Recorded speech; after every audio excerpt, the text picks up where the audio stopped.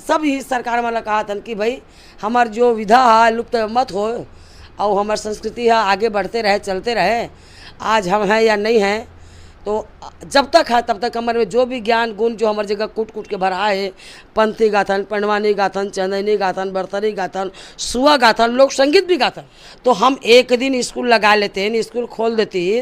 वो स्कूल में लड़का मल्ला 10 जन 20 जन जो भी लड़का रुचि लेती सीखे बार वो सिखाते हैं और सिखा के हम सरकार ला वचन देवा था कि हम हाँ साल भर 2 साल सिखाए के बाद में सरकार के आगू भी वो लड़का मल्ला खड़ा करते हैं कि हमारा 1 साल का मेहनत है या 2 साल का मेहनत है, हम सब बच्चे को इसको चंदनी सिखाए, इसको भरथरी सिखाए, इसको पंथी सिखाए, इसको पंडवानी सिखाए।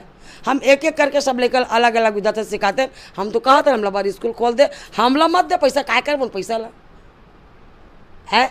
पैसा सोना चांदी हीरा मोती रत्ना पन्ना जेवर गहना किस काम के आएगा? कोई काम के नहीं है।